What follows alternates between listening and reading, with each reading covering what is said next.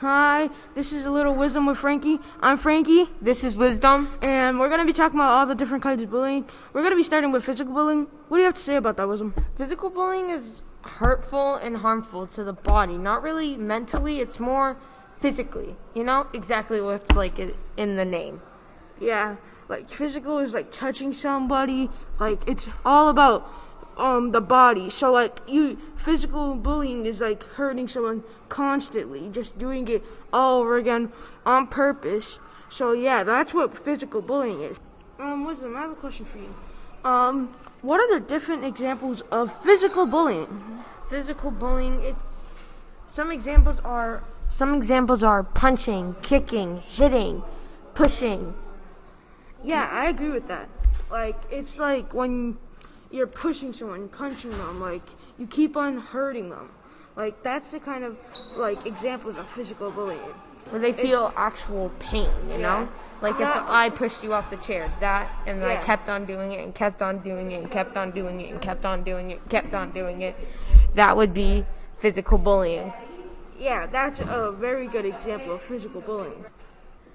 And another example is when you're being aggressive towards someone multiple times on purpose. So, Wisdom, what do you have to add about that? I think that's pretty much it for now. I mean, what else do we have to say? We've kind of put two examples. I think we're good. I think they understand. Yeah, I agree with that. We should probably get started with cyberbullying next. Like, that would be a good topic to talk about because it doesn't matter who you are, how strong you are. Like, it's just online. So, Wisdom, what is your opinion on that topic? I think it's really bad. It's a lot more affecting than physical bullying, especially nowadays, because physical bullying doesn't happen a lot, you know? But still, cyberbullying is probably the most popular type of bullying, because people who are not as strong as a physical bully or as mean as a verbal bully, they don't really have anything to say. A cyberbully is a perfect in-between. Okay, Frankie. A good example of cyberbullying is when you're playing video games and you have like a teammate you're playing online, and then they start like calling you mean names like you're trash, you're bad at the game, like it's just rude, it's not really respectful, and like they just get mad at them online. And do you have another example? I think so. It's being toxic to a person, making sure they feel bad about themselves because you don't feel good about yourself. You know, it's a perfect way of not getting hurt and being safe at home, but it's still really bad. Yeah, I agree with that.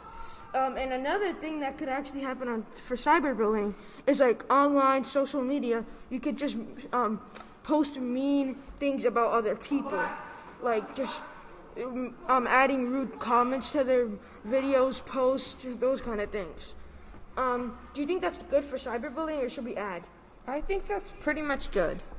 Okay, now, let's just talk about relational bullying. What do you have to say about relational bullying? Relational bullying is two sides. One side's being very toxic, the other is being dealt all the damage. It's being on an unfair relationship. It's like one's the brick and one's the feather on like a measuring scale. One's way up top and the other's way below. Yeah, I agree with that. It's like a toxic relationship. It's where one has more power than the other.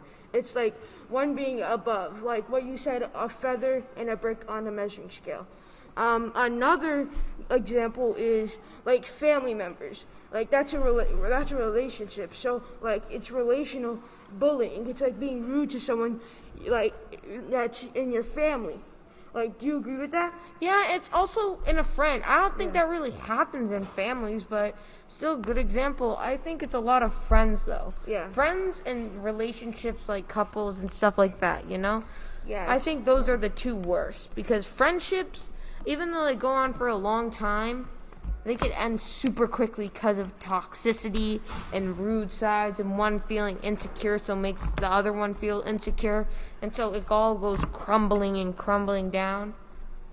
Yeah, I agree with everything you just said, but what I have to add about that is like when a friendship, One is like, oh no, you can't be friends with that person. You can't be friends with anybody else. That's a toxic relationship. It's just one telling the other one what to do. Okay. Do you think we're good on this topic? Yeah, I think we are. So let's get started with our final topic, verbal bullying. What do you have to say to start us off with that topic? Verbal bullying is like bullying somebody with their words, trying to get into their head, and always being rude to them. Never like letting them think or like do anything without saying a single word. I think I'm good on that. So what do you have to say, Frankie? Actually, what I'm gonna say is the definition. Verbal is just like with words, saying stuff. And verbal bullying means just being rude to someone, saying rude things to them. I think I have an example here. At school, verbal bullying mostly happens if, like, someone isn't as smart as someone else. Like, they might be be smarter than everybody else. They'll be like, oh yeah, you're dumb. You're not smart. Like, you're, just stuff like that. That's how it mostly happens in school. Do you have another example about that, Wisdom?